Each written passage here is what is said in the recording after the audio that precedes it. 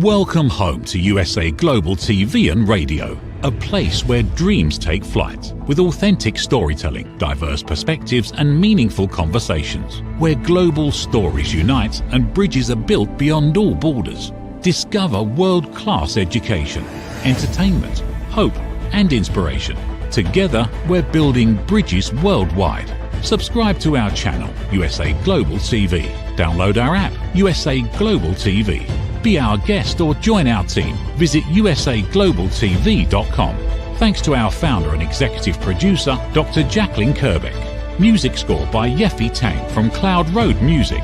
Voiceover artist Mike Porter. Creative direction by Paul Garcia. USA Global TV and Radio. Your home for global connection. All rights reserved. This video and its contents are the exclusive property of USA Global TV and Radio. Unauthorized use, duplication or redistribution in any form is strictly prohibited.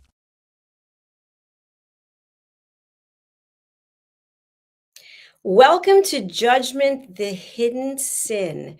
Good morning, good afternoon, good evening, wherever you are in the world. This is USA Global TV and Radio.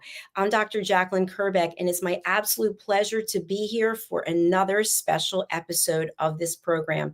This program is based in part on the book that I wrote, Holy But Harmful, The Silent Sin of Judgment, which is not to call anyone out on being judgmental. It's just to provide education and awareness. So when we are judging or we're being judged, how we can be responsible and accountable for our own behavior. Today, I have a very special guest. He is typically always at the top of a leaderboard across the world on USA Global TV and Radio. He has his own show, Weekly Wisdom and Insights, and that show is at the top week after week after week. So if you haven't seen it yet, please ask yourself, what am I missing? How do I get to see it? Go over to our YouTube channels, which are USA Global TV and Radio and Dr. Jacalyn KERBECK. Our topic today is how fear, unfamiliarity, and discomfort lead to judgment. And Dear James is with us today, and he's going to walk us through his thought process and his research, and I'm going to be having a wonderful conversation with him. Dear James is an intuitive advice columnist. As I mentioned, he is a radio and TV show host here, as well as on his own platform. He actually does readings, and he has helped people all over the world. We're going to provide information about how you can hire him, how you can work with him, how you can support the work that he's doing. But let's first get to the show. Let's welcome Dear James. Hello, how are you? I'm good, Dr. Jacalyn. How are you? I'm doing very well. And for our audience who doesn't know, we had a little bit of a technology issue when we first started. So I'm glad that we're here and we are able to get together. So I met you a number of years ago through my sister, Debbie Wilson. Yes. And you have brought tremendous value to my life as a mentor and friend, and also to our platform. So I first want to start off and thank you for that. And vice versa. Thank you again for the privilege and the honor and the joy of being on the journey with you at USA Global TV and Radio. It's incredible. Thank you. Thank you. You also have a second show. Let's talk a little bit about that too. It's Inspired Conversations. Is that correct? Inspired Connections. Connections. Yes. Connections. Yes. And it focuses on conversations with other spiritual practitioners or wellness providers and so forth, so that we're constantly spreading and informing and empowering and educating, humanity, the populace, for better ways of learning, listening, of healing, of living. And so that's the Inspired Connections, one conversation at a time. Thank you so much for sharing that. What are the reasons that people typically will come to you for a reading? Life direction, particular issues, could be health issues, past loved ones, but just life in general. And so I listen to the unseen, Spirit, Source, and Symphony, and I am an intuitive. So I listen to the unseen, and then the affirmation and the confirmation is, I'm telling you things about your life that I couldn't possibly know. And so it's the unseen that is present with all of us. It's also known as our higher intuition, our higher self. And all of that wisdom comes through to empower you, to educate, to give you clarity so that you make higher informed choices and decisions. Thank you for that, dear James. You just mentioned the word intuition, and I want to talk about that a little bit as we get into our topic today. I found for me personally, many times my intuition will say to me, don't say that, or don't respond, or maybe take a different direction, or you should go down this path. But I haven't always listened to my intuition. And I'm wondering if that is a factor when it comes to judgment. And I know you've got some definitions of judgment, which we're going to get to. But I just want to put it out there that that little voice that we have inside of us, that intuition, sometimes we could be listening to it and saving ourselves from falling off a treadmill, for example, when our intuition told us not to wear those sneakers. Absolutely. I mean, what you're sharing and talking about, there's 8 billion plus souls on the planet, and we all do it. And it's that constant true north, our intuition, our gut, our knowing is our soul source GPS connection. And it's constantly realigning us to true north. And so, of course, the ego, mind, personality, human will come in and override it. So, to your point, I knew to do something, I knew not to do something, and I overrode that and did it anyways. And then, of course, we humans get the experience of overriding, the purity of our soul and that soul source connection. And so, yes, and that's how it will fall into the category of judgment also, because again, when we don't listen and our soul and that soul source connection is telling us to do something or to not do something, and we don't listen, we can actually fall then into judgment of another or of ourselves or something that then again causes a chain reaction. Very well explained. Thank you. And for our topic today, which is fear, unfamiliarity, and discomfort lead to judgment, I think we're going to have a really robust conversation with that. But let's start Yes. off with one of the definitions that you have for judgment. Well, the true meaning of judgment is the ability to make considered decisions or come to sensible conclusions. The mental ability to understand and evaluate given circumstances and make informed opinion and decision, and an opinion or decision that is based on careful thought. So when you look at the purity, the true meaning of judgment, you hear the words considered, sensible, informed, careful. And so there's this true meaning of judgment where we make informed, careful, considered decisions, sensible. And then there's the shadow aspect of judgment where we forego considered, sensible, careful, informed. And it's just this rash to judgment or this reactive um, choice and action. And so it falls into the shadow aspect of judgment. And then, of course, we have, as to the title of your book, um, the holy aspect, the divine aspect of judgment, which is, of course, reserved for quote unquote God's wrath, God's judgment. And what I found is when I personally feel highly emotional, that's when I can get into a state of fear. And then that fear is that the catalyst, the foundation for what my next behaviors and my next actions might be.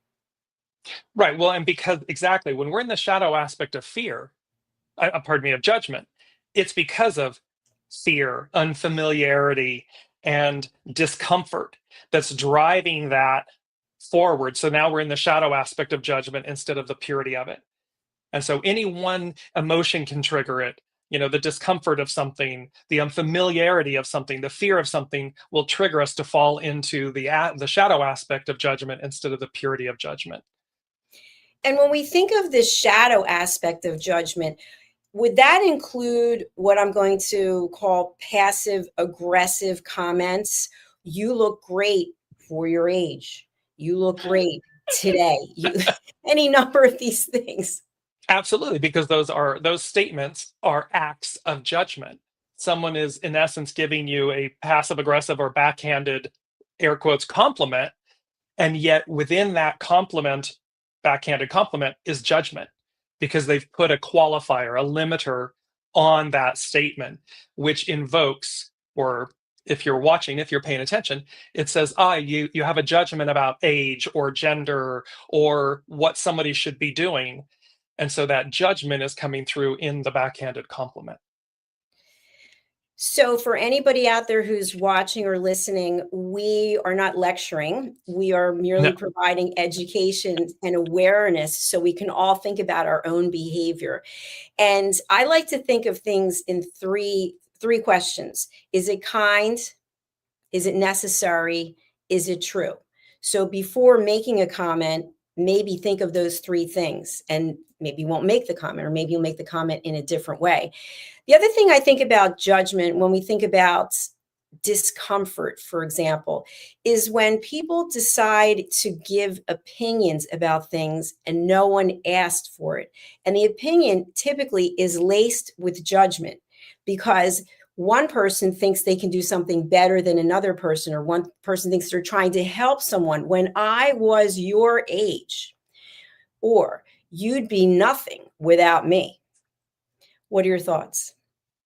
Well, this is, to this point, it's always about the best pause is to ask yourself, am I in the purity of judgment? Meaning, am I going about this in a considered way, in a careful manner, in an informed manner? Or am I in the shadow aspect of judgment? And this is to your point, Dr. Jacalyn, this kind of these rush to judgments, or I'm offering something, this 24/7 news cycle and, social media, meaning our opinions at a fingertip. Well, just because you can doesn't mean you should. And so if we're in the purity of judgment, then it's going to be reasoned and informed and considerate and careful.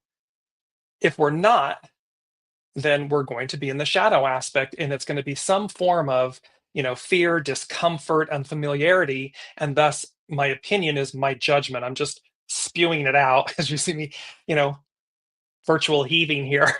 It's this because it's too easy. It's too easy in this day and age with social media and everything at our fingertips to simply kind of regurgitate or purge something out without consideration, without care. And this is where we fall into purity of judgment, shadow of judgment. Very well explained. Thank you so much for that. Many people who are watching the show, whether it's on the live or the replay, or they're listening later, may think they're not judgmental. I just had two people tell me that they're not going to buy my book because they don't have any issues with judgment. And I wasn't judging what they were saying, but I can think of times when they said things that were judgmental, but I decided not to say anything. So because we're bringing awareness and education, how do we inspire people to think and say to themselves, I may be judging? Or maybe when someone's judged me, maybe I am then coming back with more judgment. Well, the more important aspect in the example you just gave is, why would the title of the book, or I don't have a problem with judgment? Okay, but nobody said that you did. However, what you've just conveyed is that you're not open to receive information or a new perspective or this opportunity to learn and grow and expand, to have an aha moment. So one might consider themselves to be non-judgmental, and yet by the fact that they don't entertain it means there's judgment in I'm non-judgmental. I don't need that. But again, none of us know everything. None of us, and the world we're consistently and eternally learning, evolving.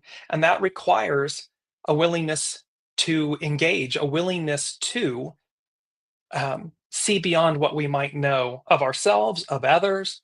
So that, because again, the purity of judgment, the true meaning of judgment is the ability to make considered decisions in a sensible manner. But that means you're going to be, it's incumbent that you're learning, that you're investigating, that you have a desire to investigate, to discern, so that you remain in the purity of judgment and not in the shadow of it.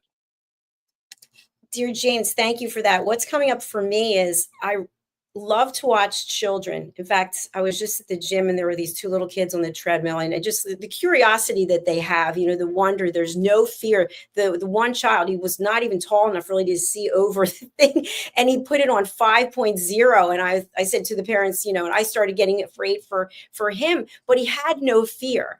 And at some point in our life, we go from that curiosity and that childlike essence and that wonder to go to your room. Don't do that. You're not going to be good at that. And then all of a sudden, everything changes. And I think that first time that judgment comes, maybe in school, you'll never be a good singer. You're not going to be any good at art, et cetera, et cetera. Things start to change. What are your Yes, thoughts? and so you're speaking to, especially with children, the innocence, the purity of them, and how that literally speaks to the purity of judgment, meaning they don't know anything any better. They don't know anything else. It's pure, it's innocent. And so they are in essence, non-judgment. They're open to receive. It's only through learned experience that we then fall into the shadow aspect and we start judging everyone and everything, and including ourselves. And so, you know, it's a biblical reference of, you want to enter the kingdom of heaven, be childlike. It is this return to the purity of judgment, the innocence, the purity within all of us. And it doesn't matter our age. We could be 110. Okay.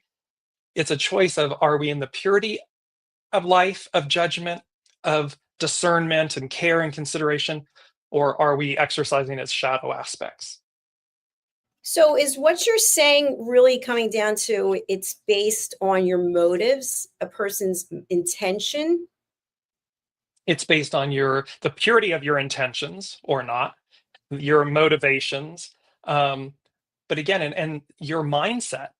So to the example where you just utilized where they, I don't need your book because I'm non-judgmental, then that means what they're saying is I have nothing to learn. However, that also then denotes that they are confined, they're boxed in, and thereby not open. And it doesn't matter whether it's judgment or, we're using judgment as the broad brushstroke because it involves so many things like, the taboo, the woo-woo, the misunderstood. It can be societal, religious, cultural, socioeconomic, or inaccurate conclusions. Are you willing? It's demonstrating, are you willing? Your willingness. Are you willing to engage and learn and discern so that you have a considered opinion or a decision or not? And that's really, it's the depth. So all of those things, purity of intention, purity of action, they're all reflective of our mindset. Where are you? It can always be changed, but your willingness to do so is what's paramount. It's at the forefront. I agree with you. Thank you. Dear James, do you think that there's any correlation between the amount of education or intellect a person might have and whether or not they are open or curious? And the reason I bring this up is we interview so many different people, very accomplished people, people who are out there with their own platforms, and they're typically the ones who will have some some comment to me, for example, oh, if I join your team, I'm not going to take your listening course because I'm an expert listener and there's nothing I can learn. There's nothing that I don't know. And then I'll say, well, thank you for sharing that, but how would you know? Because you didn't take the course. So Right? I mean, and to that point, see again, when ego, mind, personality, human comes in and overrides the wisdom of the soul, of the divine, of your intuition, your knowing, well, then of course there's an imbalance because we absolutely need a healthy ego, mind, personality, human in concert with and service to the soul, the higher self, the unseen. And so these socioeconomic factors, these judgment factors, well, what's your station in life? Where do you live? What do you have? What's your income? What's your education? So you can be, of course, the wealthiest person in the world and be the most judgmental in the shadow aspect of it. You can be homeless, the pauper, and be the most wise and informed. And so, again, to what degree is any one individual open to receive, to learn, to evolve? And to do that, it requires childlike behavior, humility, innocence, kindness, and a willingness to learn. So, based on what we're talking about and what you just shared, how is it that we individually can look at ourselves, our life, and say, it's not up to someone else to take the first step, it's up to me? And if you watch mainstream television, which I do not, I don't have any live television service. I notice when I read about the news that there are people who are extremely on polar opposite sides of things and very judgmental about the other. So we're no longer the human collective. We are going against each other. And it's almost like a civil war that's taking place every day. Mm. Well, and again, with the sensationalism of media, and doesn't matter on both, on all sides, the clickbait on, the internet and 24/7 and social media and all of this. And so again, one of the first things would be to recognize and understand that is the formula that is created and manufactured and being quote unquote fed to us. So when you engage, whether it be again live television or internet based or social media based, instead of just rapidly and willingly accepting what you just saw, heard, read, the purity of judgment, the true meaning of judgment is to stop and say, okay, that's what they just conveyed. Now let me go do my homework, my research. Let me go see if that's true. But again, we're in this reactive and very heightened, to your point, very polarized and heightened and immediately reactive kind of environment, not stopping to remember and recognize that the machine that is media and 24/7 news cycles and social media, am I going to get the most views or the most clicks? It's based on sensationalism, on ginning up whatever the issue may be or the people that may be receiving it. And then the algorithms, I see that you click on this, so now I'm going to give you 1,000 more. And the more you engage in that, the more the algorithms send you. And so there's a lot of need for discernment, for pause, for slow down, do your research so that you're in the purity of judgment.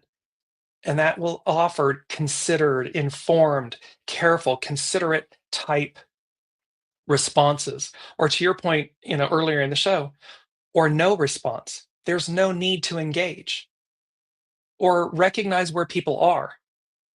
If I just had this conversation with a dear friend yesterday saying, when you read someone's vitriolic post, that's where they are.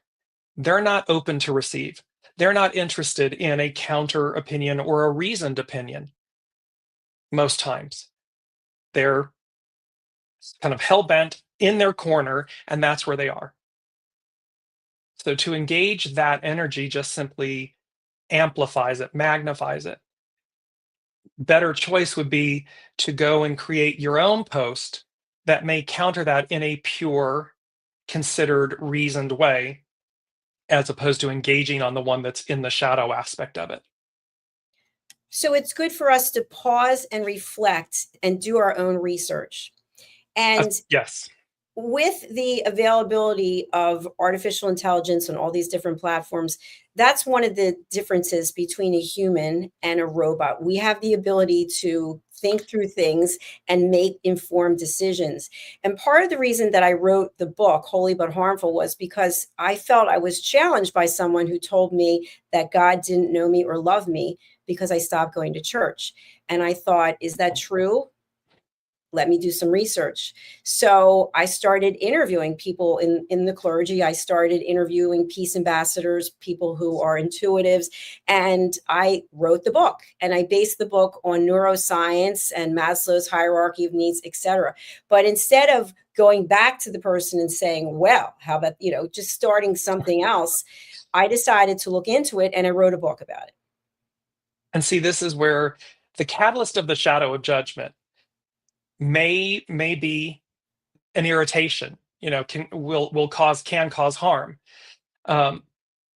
And yet what you did in this beautiful example is you took it upon yourself. What you took upon yourself wasn't their judgment and the shadow aspect of their judgment, but rather what you took upon yourself was, let me dive deeper. Let me investigate. Let me sit with that for a minute. And when I do, whether I reject it or I accept it, I will do so from a considered, informed position. And this is where, one of the factors with judgment can be religious. And that meaning, with organized religion, again, what's the purity of how it's being conveyed? What are the beliefs, the doctrine, the dogma? And when does it move from the purity of faith and religion, of the word, the way, to one's, air quotes, opinion or dogma of it or doctrine of it? And this, of course, is, the famous moment in at the temple in Jerusalem when Master Jesus tosses the tables and everything and challenges the Pharisees and says, you're borrowing from the people what is rightly theirs, meaning your divinity, your divineness, your soul source connection. And this was a great threat and challenge because, of course, what Master Jesus was saying in that moment was, go direct to the Father. If they're going to, and this is not speaking negatively about organized religion, it's just, again, discernment.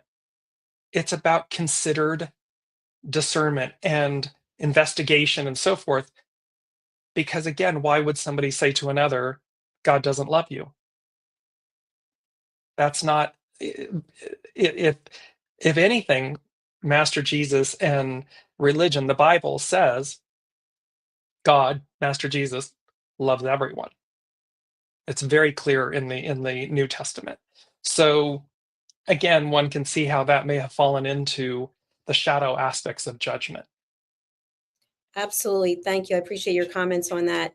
And just for our audience to know, there's no script. Dear James does not know what I'm going to be asking. I don't know what I'm going to be asking. I don't know what he's going to be saying. So this is just all off the cuff. So we were talking a little bit about organized religion. I am not an expert when it comes to religion. I'm not an expert when it comes to spirituality, but there are definitely people on both sides of the fence, if you will, who only believe the way forward is organized religion. And there's some people that only believe that spirituality is. So when we have people who are so polarized on something like that, how do we all get along? By the one simple, one simple tenet, judge not, lest thee be judged. It's simple. We have simple commandments, and tenets. You do the first one, love thy God, love thy neighbor as thyself, thy God is all other, above all other. And there was a gentleman that said, if we just did that first commandment, the rest is commentary. Because imagine the world where, love thy neighbor as thyself and thy God above all other. Well, you would never do harm. You would never be in judgment of your neighbor, another, because of the fact that then you realize and recognize that you're doing it to yourself. Do unto others as you would have done to you. There's simple tenets in life. And yet again, with this 24/7 news cycle and this polarization and this, this redefining of Christianity, religion, Christianity, faith. And if anything, the New Testament is all about, it's very clear. Its message is love, unity, oneness, universal love of self, of others, of animals, of earth. So it's not hard. This is basic kindergarten, five fingers, 10 fingers, 10 toes type thing. It's this aspect of, again, what are we willing? Are we willing to stop upping the ante and engaging in the shadow aspects of ourselves?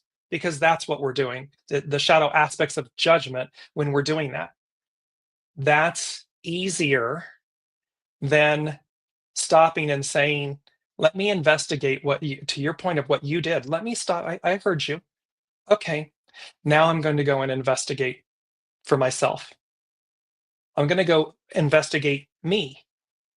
I'm going to go, because that statement challenges you to say, am I worthy of God's love? It's a very self-reflective challenge and opportunity for one to stop and say, to see their own divinity, their own self-worth, self-value, their own compassion with themselves and others. And so again, here, there's this battle royale, is what the unseen is saying. This, which wolf wins, the one you feed. Well, there's this battle royale. We ultimately know which wolf wins. We're just in the process of choosing and remembering that. There's a lot to unpack there. Wow. Thank you for that. Thank you for that. And there may be some people out there now who just judged what you said, or they're judging me. Who knows? But it's not ours to have to unpack, right? We can unpack what you just talked about, but what people are judging or thinking about us is not ours. No, and that's a very important thing in life, is to remember what's mine, be willing to own it, what's mine, and what's yours, what's somebody else's, and to not take on someone else's judgment or fears or discomfort or unfamiliarity, because all of those things are shadow aspects that just continue to snowball. What is incumbent upon us is self-responsibility, self-accountability. What's mine? And being willing to look at it, because who am I to judge? It's not my place to judge other people. And thus, are we in the purity of judgment? Let me make an informed decision for myself, and what's yours is yours. What's mine is mine. Absolutely. And I think when we are informed, the example that I gave about not being loved by God, or God not knowing me, I could have come back with any number of retaliations, judgments. It could have been a huge fight, an argument, but instead I decided to go and pursue it. And in terms of researching it, and what I have found is, when I don't do my research, even if someone makes a referral to me about something, I have made a poor decision. And I can't judge anyone. I can't judge the person who made the recommendation because I didn't do the research myself. And I remember when my father was alive, he would always say that I'm too trusting. And I really do believe in the goodness of people. I really do believe people are well intentioned. And I still believe that. And that's how I walk around. Yes. And I get judged for that you're weak. You're too easy. So Yeah. that's not mine, though. This is how I really feel. I feel like and somewhere within us, we are all good people. Absolutely. And to this point too, of this person that said, God doesn't love you. When you get to the place where you literally, genuinely, authentically can say, thank you for that comment, for that statement, because from a place of a cloak of opposites, look what that one comment from one person inspired, invoked, created. And to your point, to your credit, Dr. Jacalyn, you harnessed that cloak of opposites, that in essence negative statement, but you harnessed the power of it for good, to inspire these episodes of this show, the book. You turned that around, and what an incredible thing to do. That's what we're meant to do.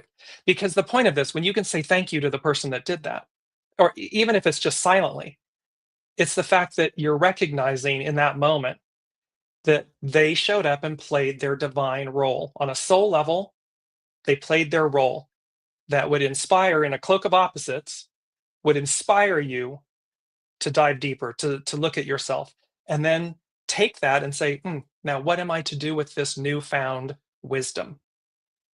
You didn't become the lesson, you transmuted it. And this is where it's so important for us to, allow our life experiences to refine us, not define us. When we allow another to define us, then we're not getting the lesson. When we refine, well then greatness occurs. one would say divinity is present. It's present in all, but it really shines in that moment. I absolutely agree with you and love what you shared. And I want to see if we can take it and kind of give it as some bullet points or some takeaways for people who are out there, because people might think, you know what, I'm really agreeing with all of this. What do I do? How do I change the way I'm looking at things or how I'm interacting with people? And I think one great tool is after you get to know yourself, you love yourself, you like yourself, you're grateful for what you have, and you can set boundaries. Yes. Yes. Healthy boundaries are absolutely appropriate. And also, it's to recognize, stop and pivot. Am I in the purity of judgment or the shadow of judgment? And that purity or shadow of judgment can be with self. So it starts there, it starts inside, internally, and then to the external. The easiest one, of course, we're in relationship. So external relationship, it's the easier one to recognize. But stop and pivot. The minute you're in the shadow aspect of judgment, stop and pivot, change, set boundaries. To your point, Dr. Jacalyn, set boundaries. To your other wonderful offering and everything, elevated listening, to listen to your soul source connection, that knowing, that inner voice first and foremost, and then to what others are saying. I hear you saying, is this what you're saying? Or I hear you saying this. Is this what you're saying? Because again, 9 times out of 10, you know, with humans and human relationships, what someone is saying in the moment is not what's deep down inside and at the root of what the issue is. And so again, this willingness to evolve, this willingness to learn. And I just want to bring this in because it's about inaccurate conclusions. Selective attention to negative information and or misinformation, a predisposition to something leading to inherent difficulties in accurately assessing others. So this selective attention, it's almost like this selective amnesia, this selective attention, this being addicted, hooked on the negative or the misinformation or the inaccuracy of something and trafficking in it anyways. And the amount of harm that that does. One thinks that that harm is outward towards them or someone. But universal law says it's all energy, it's all in reciprocity. So that level of engagement is already coming back to you 1,000-fold. So stop and pivot. Stop and pivot is exactly what we have to do because we are out of time. So I've really enjoyed this episode and I hope you'll come back for one in the future. But before we go, I'd love to have you tell people about your shows and your platform. And we've been showing them how they can reach out to you. But how do you want people to reach out and who do you want to reach out? So everyone is welcome to reach out in a positive and kind, loving manner. You can go to www.dearjames.com. From there, you'll see all of my social channels and everything, and all the offerings. A lot of wellness and tools and practitioners and intuitive advice. So you can provide submit an intuitive advice question. There's my website, and then also join us every Wednesday at 8 a.m. Pacific is Weekly Wisdom and Insights. It's a show where we literally look at the current energies, the intuitive wisdom and insights from the unseen, and we go as guided. So there's always it's very, inspiring and empowering information from the unseen. And speaking about and it can have everything to do with, astrology, numerology, the intuitive, and just the purity of the soul. So that show is every Wednesday. I do private, individual, and group and business intuitive readings. Those are available, and there's a lot more. So you can check under shop.dearjames.com for the offerings, and just go to the website overall for how to interact.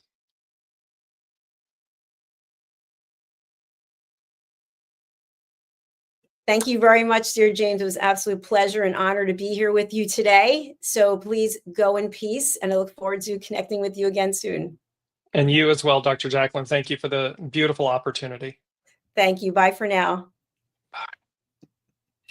As I mentioned at the top of the show, dear James, weekly wisdom and insights is always one of the top, whether it's on USA Global TV and Radio or Dr. Jacalyn KERBECK. So please go and subscribe. Go to Dear James's channel on YouTube as well. You can subscribe there. And if you're so inclined, I'd like to offer up asking you to consider purchasing a copy of my book. You can get the ebook for 99 cents. And you don't know what you don't know until you read the book, and then you will know. You'll be able to make a comment. So here it is. It's available in Audible, in paperback with really high quality paper, as well as paperback in regular paper, if you will, hardback and ebook, all on Amazon and wherever fine books are sold. Okay, we're going to go over to our sponsors, and then we'll be back with our next program. Thank you so much. Take good care of yourself. And remember, think before you speak. Is it true? Is it kind? Is it necessary? Thanks for listening. USA Global TV and Radio proudly presents Tracy Cram-Perkins, a dementia caregiving survivor teaching how to balance care with peace of mind. #1 resource for dementia caregivers. It's the book Dementia Home Care: How to Prepare Before, During, and After. Over 17,000 copies sold of this must-have guide. And now a testimonial from Tracy Smith. If I was to describe this book to someone who is going through a similar situation, I would underscore how important it is to have some sort of a tool or a guidebook to help you through certain stages. And there's so many, it's such an unknown topic to the average person. And to have this as a reference is essential. It's going to help you get through it personally, as well as help your loved one manage. To learn more, go to TracyCramPerkins.com. Tracy Cram-Perkins is an award-winning author. She's also the host of Dementia Home Care television show. Watch it here on USA Global TV and Radio. We face daily cyber risks, spending over 7 hours of screen time, including 4.5 hours on mobile phones. This convenience comes with significant dangers, with cybercrime costs predicted to exceed $10.5 trillion by 2025. In 2023 alone, seniors lost over $3.4 billion to cybercrime. Our goal is to make social engineering concepts of cybersecurity easier to understand. We work with business teams, senior living facilities, investment companies, and educational institutions, both individually and in groups. We offer real-life examples to help you recognize and prevent attacks, with sessions available both in person, in selected regions, and remotely. Schedule your training session, or to learn more, contact us today. Call us at 847-845-9360. Email us at info@cybersecurityeasy.com. Protect your team and family with cybersecurityeasy.com. Thank you, viewers and listeners of USA Global TV and Radio, for joining us today. We're honoured to have your time and attention as part of our global community. At USA Global TV and Radio, we believe in the power of authentic conversations, meaningful connections, and creating a world of possibilities together. Want to be part of something bigger? Join our team of elevated listeners at usaglobaltv.com, a space where your voice matters and your ability to listen transforms relationships. Stay connected with us across all our platforms for thought-provoking discussions, expert insights, and empowering stories. Subscribe to our channels at youtube.com/c/USA Global TV. Follow us on social media and explore the endless opportunities we're creating for growth, learning, and inspiration. Together, we're not just broadcasting, we're building bridges and changing lives one conversation at a time. For inquiries, contact us at info@usaglobaltv.com. Music by Johnny Dies. Produced by Executive Producer and Director Dr. Jacalyn KERBECK. Voiceover by Mike Porter. Creative direction by Paul Garcia. All rights reserved. Copyright 2025. Visit usaglobaltv.com to view our full terms and conditions.